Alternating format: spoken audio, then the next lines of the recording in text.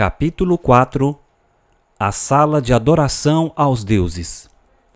Quando Holland e eu fizemos nossa terceira visita à Assembleia de Adoradores de Demônios, George nos informou que o sacerdote satanista estaria presente, tendo recentemente retornado de uma viagem aos Estados Unidos. Ele estava bastante confiante de que o sacerdote nos olharia com simpatia e que, sem dúvida, nos permitiria o acesso à sala de adoração aos deuses.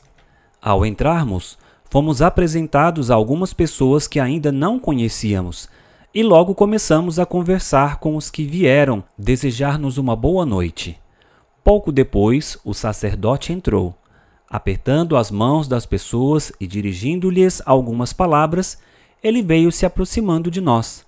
Quando chegou até nós, George disse: "Reverendo, gostaria que conhecesse esses dois finos cavalheiros." Conversamos com ele por uns momentos e ele nos surpreendeu com algumas coisas que disse.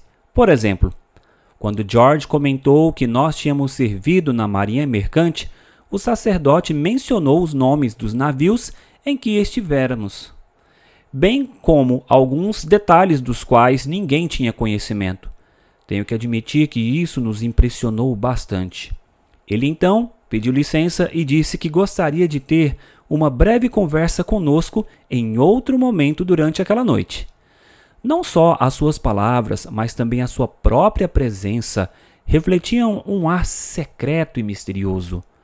Seu olhar era penetrante, sua cabeça calva e, ao falar, sua voz grave e profunda se fazia acompanhar por um pequeno sorriso. Sua estatura, por si só, era imponente. Eu diria que era a mesma do general Charles de Gaulle, militar romano e ex-presidente da França, que tinha uma estatura elevada. Depois de uma demorada sessão de testemunhos aos deuses, o sacerdote novamente se juntou a nós numa conversa agradável. Ele disse que os espíritos lhe haviam dado muitas informações a nosso respeito e tinham manifestado o desejo de beneficiar a nossa vida e de conceder-nos grandes dádivas. Quando a maioria das pessoas já havia saído, ele nos convidou para visitarmos a sala de adoração aos deuses. Para se compreender melhor quão perturbadoras e quase chocantes seriam para mim as revelações que logo iria receber, devo descrever as imagens mentais que a minha criação católica havia incutido em minha mente a respeito do diabo e de seus anjos caídos. Em minha infância, os adultos me haviam ensinado que o diabo e seus anjos estavam no fogo do inferno, no centro da terra, cuidando da infindável tarefa de impor vários tipos de torturas às almas daqueles que morreram em estado de pecado mortal.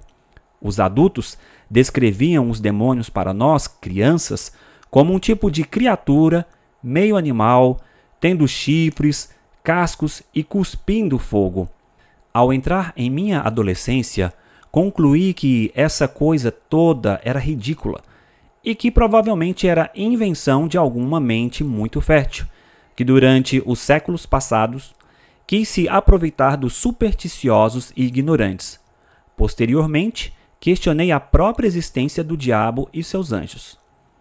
Descemos as escadas com o sacerdote, que parecia estar se deleitando em nos mostrar o seu santuário.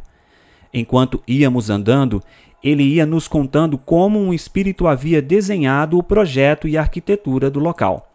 Ele apontou para os complexos detalhes de delicada beleza ao longo da escadaria.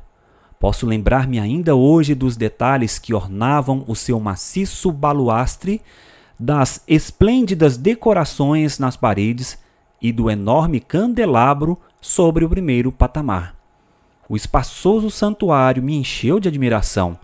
Um ar de segredo e mistério enchia o local, dando a impressão de que uma grande influência tinha trabalhado ali para fascinar a mente humana, a fim de que esta respondesse em reverência e submissão sem fazer perguntas. As salas eram luxuosas e magníficas. Havia ouro por toda parte. As lâmpadas e muitos outros objetos eram laminados ou enfeitados com esse metal. O sacerdote disse que alguns dos objetos eram de ouro maciço. Embora o lugar não estivesse intensamente iluminado, os objetos de ouro pareciam brilhar com grande resplendor. Creio que foi a abundância de lindas pinturas a óleo que mais prenderam a minha atenção.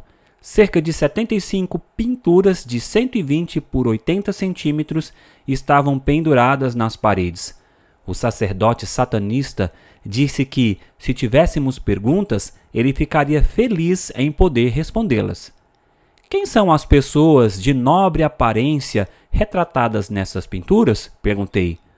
São os deuses dos quais vocês ouviram falar durante as sessões de testemunho. Como conselheiros chefes, eles têm domínio sobre legiões de espíritos. Depois que eles se materializaram para que nós pudéssemos fotografá-los, nós mandamos fazer estas pinturas. Por serem merecedores das maiores honras, nós colocamos embaixo de cada pintura um pequeno altar, para que as pessoas possam, em suas devoções, acender velas, queimar incenso e cumprir os rituais solicitados pelos espíritos. Ao andarmos um pouco mais, chegamos a um altar no qual estava uma vara com uma serpente de bronze enrolada ao seu redor. O sacerdote mencionou que o altar era dedicado ao deus Nehustan, cujo poder o médico que nós ouvimos em nossa primeira visita tinha utilizado de maneira maravilhosa. Comentou a respeito dos grandes milagres que o Deus de bronze efetuou para os filhos de Israel, quando eles queimaram incenso diante da serpente de bronze feita por Moisés séculos antes. No extremo da sala havia um grande altar, acima do qual havia uma pintura em tamanho real de um indivíduo de aparência majestosa. À pergunta de meu amigo, o sacerdote respondeu: este altar é dedicado ao mestre de todos nós. Como se chama ele? Perguntei. O seu rosto se revestiu de uma expressão de orgulho. Deus conosco. Hoje, ao me lembrar dessa pintura e de como a admirei muitas vezes, devo dizer que o indivíduo ali pintado tinha feições que denotavam um intelecto superior. Tinha a testa alta, o olhar penetrante e uma postura que dava a impressão de que fosse uma pessoa de ação e de grande dignidade. Eu não esperava por essa resposta do sacerdote e ela não foi realmente clara. Certamente, ele não podia estar se referindo a Jesus Cristo. Não podia estar. Mas será que estava? Quer dizer que este é o verdadeiro retrato de Satanás? Consegui perguntar afinal. Sim, é. E você provavelmente deve estar se perguntando: onde foram parar suas medonhas e animalescas características? Ele riu e acrescentou: perdoe-me por rir, mas acredite, não estou rindo de você nesse estado mental desconcertado. Na realidade, acho divertido perceber que os espíritos de demônios conseguiram ser tão habilidosos em esconderem a sua verdadeira identidade que, mesmo nesta época de avanço científico e grande cultura, a grande maioria dos cristãos ainda acredita na teoria dos chifres e cascos. Então, sua expressão facial mudou e passou a refletir um ar de profunda preocupação ao dizer: hoje é solenissimamente importante que as gerações vindouras sejam levadas a crer que o Mestre e seus espíritos associados não existem. Somente desta maneira poderão governar com êxito os habitantes deste planeta nas décadas que estão pela frente. Seu rosto tomou uma expressão de confiança. Nada é mais importante para os espíritos do que desenvolver formas de transformar os seres humanos em membros do reino vindouro de Satanás.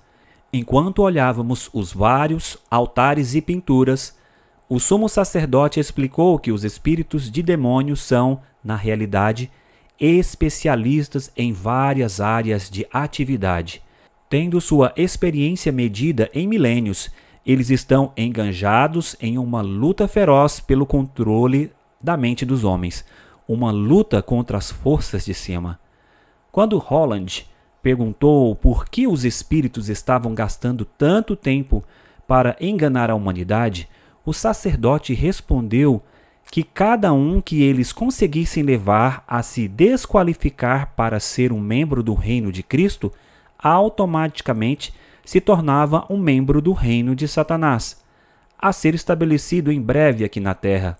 Aqueles que descerem à sepultura sob a liderança de Satanás seriam um dia restaurado à vida por ele.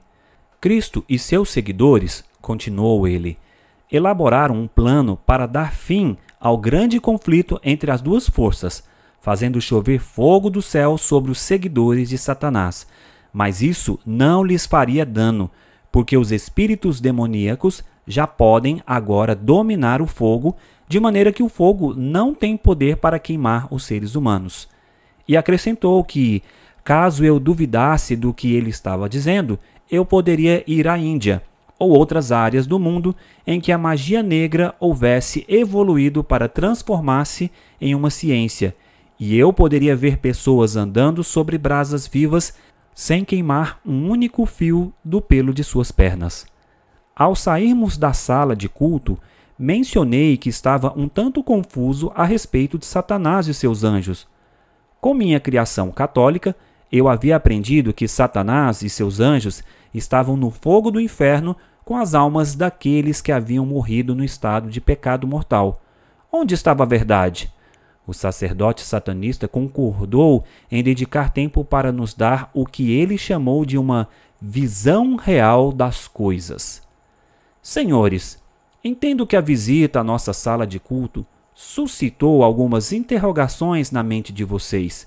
Primeiramente, deixe-me dizer-lhes que nós, membros de nossa sociedade secreta aqui em Montreal, somos a elite dos adoradores de espíritos. Quando a luta entre as forças de cima e as do nosso grande mestre chegar ao fim, e ele permanentemente estabelecer o seu reino aqui na terra, receberemos elevadas posições de autoridade e honra. Seremos ricamente recompensados por termos tomado partido ao lado que agora parece ser o mais fraco. Entendem o que eu estou dizendo? Há muitos milênios, o nosso grande mestre tinha jurisdição sobre inumeráveis hostes de seres em um vasto universo.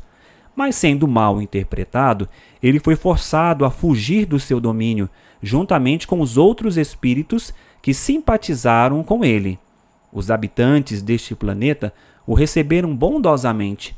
Como resultado de seu superior intelecto, ele se tornou o proprietário legal do planeta, ao levar os proprietários originais a cederem seus direitos quando creram que alguma coisa que ele lhe disse era realmente verdade. Alguns podem chamar isso de engano, mas ele estava simplesmente seguindo a lei de autossobrevivência, um instinto natural em todos os grandes líderes. Quando ficaram sabendo que o seu rival, Cristo, viria ao mundo após assumir a natureza humana, de forma a atrair a humanidade para si mesmo, o nosso mestre e seus conselheiros-chefes decidiram seguir uma estratégia semelhante à que originalmente os capacitou a tomarem posse desse seu novo domínio. Este plano de ação requeriria que todos os espíritos de demônios cuidadosamente aconselhassem os humanos a viverem de tal maneira que se desqualificariam para se tornarem membros do reino de Cristo. Os espíritos estimulariam as pessoas a darem mais atenção aos seus sentimentos do que à palavra de Cristo e seus profetas. Não poderia haver melhor maneira de os espíritos assumirem o controle da vida das pessoas sem que estas percebessem o que estava acontecendo. Os espíritos sugeririam todos os tipos de doutrinas e ideias errôneas e a humanidade as aceitaria prontamente por ter um forte sentimento com relação a elas. O sumo sacerdote, com o rosto radiante de fascinação pelo que acabara de nos contar, pediu permissão para tomar mais uns poucos minutos de nosso tempo para ilustrar o que tinha dito. Quando reafirmamos nosso profundo interesse e desejo de saber mais a respeito das atividades dos espíritos, ele continuou: Se os cavalheiros se recordam, Salomão, rei de Israel, foi dotado com grande sabedoria e atraiu a atenção de um grande número de poderosos governantes. Ao mesmo tempo, o nosso grande mestre ficou preocupado em ver Salomão recebendo toda essa atenção e decidiu fazer um esforço supremo para controlar o mundo inteiro. Até esse ponto, o nosso mestre havia conseguido estabelecer a idolatria em todas as partes de Israel. Foi então decidido que certos conselheiros-chefes levariam Salomão a sentir orgulho de si mesmo. Em segundo lugar, eles o levariam a sentir-se fortemente impressionado, em nome dos melhores interesses da nação, a estabelecer alianças com as nações ao seu redor, embora muitos de seus conselheiros tivessem insistido para que ele não as fizesse. O plano do nosso mestre tornou-se um enorme sucesso. Quando chegou o dia em que, pelo exemplo de Salomão, o povo de Israel adorou a Astarote, deusa dos Sidônios, Camos ou Quemos, deus dos Amoabitas, e Milcom, deus dos filhos de Amon. Quando o povo se prostrou diante de ídolos que representavam espíritos de demônios, o nosso grande mestre sentiu que o seu triunfo foi completo. Seu grande objetivo fora alcançado. Na realidade, o mundo inteiro estava sob seu comando. Cavalheiros, creio que a essa altura vocês já perceberam a grande sabedoria e destreza do nosso mestre em ocultar a sua verdadeira identidade. Assegura aos seus dedicados agentes que a sua diligência será um dia recompensada, quando eles vierem as gerações da terra de pé diante deles em humilde obediência, reconhecendo que o seu mestre é realmente um grande Deus. O grande mestre não deixa nada ao léu da sorte. Com planos bem amadurecidos e grande cuidado, ele coloca as suas armadilhas a fim de cativar a mente de bilhões dos mais sábios mortais, obtendo assim a lealdade destes na vida presente e por toda a eternidade. Vibrando de entusiasmo pela causa de Satanás, o homem continuou a contar-nos a respeito do que ele chama de a mais respeitável assembleia de espíritos já reunidos em um único lugar na face deste planeta. No início do século XVIII, Satanás e seus espíritos conselheiros realizaram um grande concílio geral de preparo para a revolução industrial que logo chegaria ao mundo. Satanás previu que essa revolução seria imediatamente seguida de uma era de descobertas científicas e de iluminação intelectual. Introduziria também os tempos do fim e o encerramento do conflito entre as forças do bem e do mal. Sendo que Satanás estivera a estudar as profecias da Bíblia, ele entendeu o significado de Daniel 12:4, que descreve o tempo do fim, como muitos correrão de uma parte à outra e a ciência se multiplicará. Percebeu que esse seria o tempo ideal para separar os seres humanos de seu Criador, desta forma levando multidões à perdição. Esse momento oferecia a melhor maneira de expandir o seu reino vindouro tão extensamente que restariam poucas pessoas para deixarem este planeta quando Cristo as viesse buscar, no final da era cristã. Fazendo uma pausa, o sacerdote gabou-se de que Cristo, na realidade, não voltaria à terra em poder e glória, mas renunciaria a todas as suas reivindicações ao planeta, reconhecendo que este, de direito e legalmente, pertence a Satanás. Então, o grande mestre ressuscitará nosso povo de suas sepulturas, estabelecerá aqui o seu reino eterno.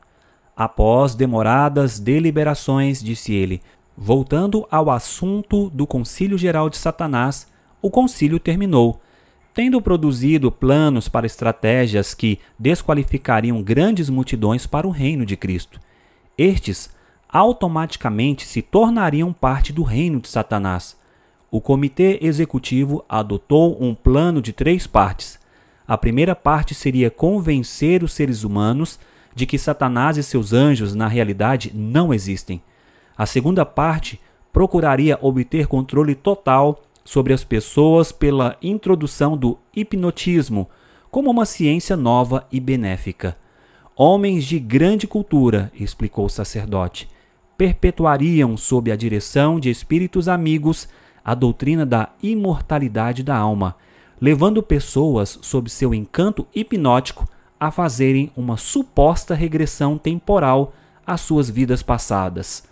Esses indivíduos fariam, então, vívidas descrições de eventos históricos desconhecidos para eles, a não ser sob o encanto hipnótico.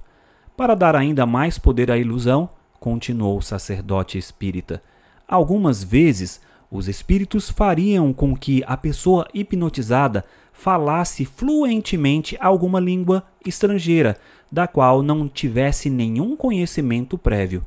Isso ajudaria Satanás a descristianizar o mundo ocidental, através da avenida do misticismo. A terceira parte do plano de Satanás seria destruir a Bíblia, sem na realidade dar fim a ela. Satanás expulsaria a crença em Deus da mente de milhões de pessoas através da teoria da evolução. O sacerdote afirmou que Satanás havia selecionado indivíduos de grande intelecto para levar avante o seu plano. Ele escolheu um médico austríaco chamado Franz Mesmer para transformar o hipnotismo de um brinquedo do oculto em uma nova ciência. Mesmer deu origem à teoria chamada magnetismo animal, mais tarde chamada de mesmerismo. Os espíritos o levaram a crer que um misterioso fluido penetra o corpo humano, permitindo que a certas pessoas tenham uma poderosa influência sobre outras. Por ocasião de sua morte em 1815, o hipnotismo, como forma de anestesia, já havia começado a adquirir uma certa aura de respeitabilidade entre muitos médicos europeus. Eles descobriram que a sua prática médica parecia mais eficaz do que nunca antes. Fazendo uma pausa com um grande sorriso no rosto, o sacerdote satanista continuou. Eles nem faziam ideia de que, na realidade, estavam sendo energizados pelos espíritos amigos. O plano de Satanás de destruir a Bíblia, sem na realidade acabar com ela, é a coisa mais sagaz da qual já ouvi falar, ele riu. Charles Darwin, nascido em 1809, e Thomas Huxley, nascido em 1825, foram ambos submetidos à influência dos espíritos quando ainda eram bem jovens, pois os médicos usaram o hipnotismo como anestésico. Os espíritos decidiram que quando os dois meninos se tornassem adultos, seriam os instrumentos para levar avante a religião que nós conhecemos como a teoria da evolução. Vinculando essa teoria à revolução científica, que estava se espalhando por todo o mundo, a maioria das pessoas nem a reconheceram como uma religião que atravessou todas as fronteiras denominacionais e arrebanhou até os não religiosos. Para minha admiração e surpresa, o sacerdote afirmou então que os espíritos consideram qualquer um que ensine a teoria da evolução como sendo o ministro daquele grande sistema religioso e que tal indivíduo receberá uma unção especial do próprio Satanás. Ele lhe dará grande poder para induzir a cegueira espiritual, convencer e converter. Na realidade, ele tem essas pessoas em tão elevada estima que ele nomeia uma comitiva especial de anjos para acompanhá-las pelo resto da vida. Esta é a maior honra que Satanás pode dar a uma pessoa perante a galáxia. O sacerdote explicou que Satanás e seus conselheiros chegaram à conclusão de que poderiam usar a teoria da evolução para destruir o próprio alicerce da Bíblia. Poderiam colocá-la contra a semana da criação, a queda do homem e o plano da redenção. O que estava em jogo aqui era de tão grande vulto que o próprio Satanás colocou-se como tutor de Charles Darwin. na montagem dos princípios e de seus conceitos científicos. Com evidente orgulho, o sacerdote explicou como os espíritos podem tomar uma pessoa aparentemente sem nenhuma importância e elevá-la a posições de honra e respeito. O nome dessa pessoa pode tornar-se até imortal. Um bom exemplo é de Thomas Henry Huxley, que até a intervenção dos espíritos era apenas um cirurgião na Marinha Britânica. Os espíritos o capacitaram a tornar-se famoso como zoólogo, conferencista e escritor. Ele operou maravilhas em tornar a teoria de Darwin aceitável ao público, mesmo introduzindo a ideia de que o homem é um descendente do macaco. Tendo sido um sacerdote católico, o nosso guia concluiu: posso dizer que é impossível que alguém creia na semana da criação, queda e plano da redenção, e seja ao mesmo tempo um adepto do evolucionismo. Uma tão grande mistura de ideias tem que ser a maior forma de blasfêmia ao Criador. A propósito, devo mencionar que essa sociedade de espíritas nunca se referia a Deus por este nome, mas sempre o chamava de Criador. Somente Satanás e seus anjos eram tratados como deuses. A essa altura, algo me perturbava. Como pode alguém considerar a teoria da evolução como uma doutrina religiosa? Perguntei. Todos sabem que é apenas uma teoria, algo que se assume por parecer ser a melhor forma de explicar como a vida aparentemente surgiu da Terra. Os olhos do sacerdote brilhavam com novo entusiasmo ao responder: uma doutrina religiosa é qualquer coisa que aproxime alguém para mais perto de seu Deus. Pode ser um conceito, uma atividade ou até alguma coisa aparentemente não relacionada com religião. Mas, se serve para promover os ideais de Satanás, o grande Deus deste mundo, então é uma doutrina religiosa no mais completo significado da palavra. Na realidade, eu recebi esta definição diretamente de um espírito conselheiro. Depois de ter aceitado Jesus como meu Salvador, comecei a estudar a Bíblia para ver como a crença na teoria da evolução poderia desqualificar uma pessoa para o reino de Deus. Comecei a entender como isso era possível ao considerar as palavras de Jesus com respeito à blasfêmia contra o Espírito Santo, em Mateus 12, 31 e 32. Veja bem, quando alguém declara que não pode mais acreditar na criação de Deus, que não pode mais levar a sério o conceito da queda da raça humana e que os seres humanos não passam de animais altamente evoluídos, esse indivíduo está, de uma forma muito real, acusando o Espírito Santo de ser um espírito mentiroso. Considerando que a Bíblia foi escrita sob a inspiração direta do Espírito Santo, esse indivíduo está dizendo que o Espírito Santo não é digno de confiança. Depois de termos conversado mais um pouco com o líder espírita, ele nos perguntou: vocês têm mais alguma pergunta que gostariam de fosse respondida? Enquanto estivéramos a observar as pinturas, eu havia notado que o altar de Satanás parecia ser de mármore maciço, medindo aproximadamente 2,80 metros de comprimento por 80 centímetros de largura. O altar do mestre parece ser um bloco maciço, eu observei. Como colocaram um objeto tão pesado aqui embaixo? O sacerdote sorriu. Você é um bom observador, Sr. Mornell. Ou poderia ser que o mestre imprimiu esta observação na sua mente para que ele lhe pudesse revelar o grande poder dele? E por falar nisso, meus jovens, um dos espíritos conselheiros me disse que o mestre tem um propósito muito especial para a vida de vocês dois. Deixem-me, então, falar-lhes a respeito do poder dos espíritos. Mas, primeiro, vocês se importam se eu acender meu charuto?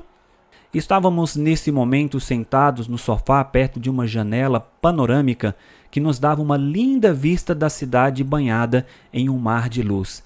Tive a impressão de que o sacerdote tinha imenso prazer de falar do maior interesse de sua vida, as atividades dos espíritos demoníacos. E nós tínhamos todo o tempo para ouvir. Disse ele: O altar do mestre foi colocado em sua atual localização através do mesmo poder que os sacerdotes druidas usaram para erguer as enormes estátuas de Stonehenge. O poder dos espíritos, ou, em outras palavras, o processo de levitação. Os espíritos me revelaram as grandes realizações dos sacerdotes druidas entre os antigos celtas na França, Inglaterra e Irlanda, há mais de 28 séculos. Foi-me mostrado que ao meio-dia e à meia-noite, na fase da lua cheia, os druidas levitavam blocos de rochas pesando até 28 toneladas e os colocavam em sua exata posição na construção de seus lugares de adoração. Fumou umas 2 tragadas do seu charuto, inclinou-se para trás e continuou. Já conhecedor de suas realizações, senti que poderia ter o mesmo privilégio para exercer e usufruir. Por isso, notifiquei minha gente com respeito às minhas intenções de dar ao mestre um sinal de nossa afeição na forma de um lindo altar. Eles acharam que se eu tinha fé para crer que os espíritos o colocariam no seu lugar designado, eles se responsabilizariam pelo custo e pelo transporte até a entrada dos fundos no nosso lugar de culto. Sem hesitação, mandei encomendar um altar feito de mármore branco de Carrara. Não é demais quando é para o mestre. Sei por experiência que o poder dos espíritos não tem limite quando se trata de trabalhar em favor daqueles que creem na palavra do mestre. Minha fé foi grandemente recompensada quando, durante o nosso serviço devocional da meia-noite, eles levitaram o altar de mármore até o seu presente local. Casualmente, cavalheiros, os senhores foram grandemente honrados nessa noite, embora não tenham percebido. Enquanto estávamos perto do altar do mestre, contemplando aquela linda pintura que é, na realidade, apenas uma sombra de sua beleza e glória, o mestre apareceu e permaneceu de pé, junto ao extremo do altar, durante uns 3 minutos, e prestou atenção à nossa conversa. Foi por isso que sugeri que nos ajoelhássemos dessa forma. Como pude perceber, o consentimento de vocês ao meu pedido trouxe grande alegria ao coração do mestre. Talvez seja do interesse de vocês saberem que não temos sentido a presença do mestre em nosso meio já por quase 3 meses, como resultado do fato de que a Organização das Nações Unidas tem estado a elaborar planos de paz. Isso tem requerido a total atenção do mestre, pois é um trabalho que ele não ousa delegar a ninguém mais. Paz na terra não está nos melhores interesses do seu reino. Por isso, ele tem a gigantesca tarefa de delegar às legiões de agentes espirituais aquilo que eles necessitam fazer para confundir e manter os sentimentos pessoais agitados entre os líderes da humanidade. Os problemas que esses espíritos causarem manterão esses líderes sempre ocupados com a busca de soluções, de tal forma que nunca encontrem tempo de se reunirem. De tudo o que eu havia ouvido, um ponto se destacava: a afirmação de que o quadro da pintura de Satanás era uma vaga expressão de sua beleza e glória. Decidi trazer o assunto à tona mais uma vez, usando a terminologia que julguei apropriada para a ocasião. Perguntei: Reverendo, poderia esclarecer, por favor, alguma coisa que o senhor disse há pouco? Não estou seguro de haver captado muito bem. Reiterei o que era e guardei a resposta. Disse ele: Sim, amigos. A pintura do mestre não passa de uma pálida revelação dele. Quando um espírito se materializa, geralmente esconde a beleza e glória do seu estado natural de existência. Se um espírito se fizesse visível a nós aqui, agora sem nos proteger de seu brilho, nós não poderíamos olhar para ele sem lesar os nossos olhos. Por exemplo, durante minha última viagem aos Estados Unidos, um conselheiro-chefe me apareceu no quarto do hotel em Chicago.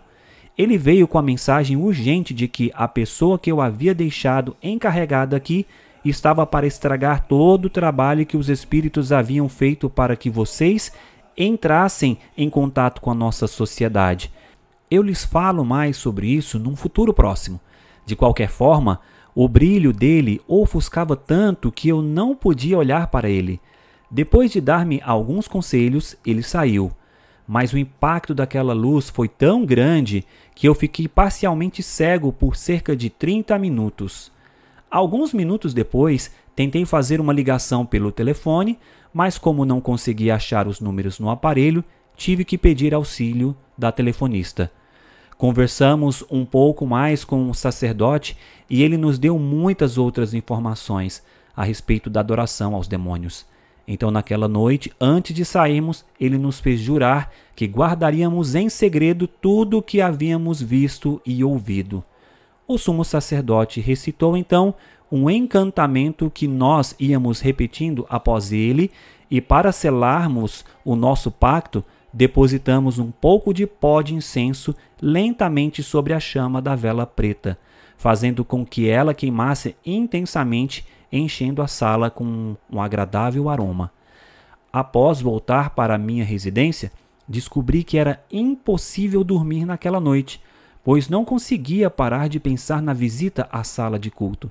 Era difícil assimilar a ideia de que Satanás e seus anjos realmente existem e são seres lindos, e não criaturas medonhas. Pela minha criação católica, minha mente havia sido desviada da realidade a tal ponto que era difícil aceitar a nova ideia. Foram necessários 2 meses de manifestações sobrenaturais para que eu aceitasse os anjos caídos pelo que são, seres lindos e extremamente inteligentes.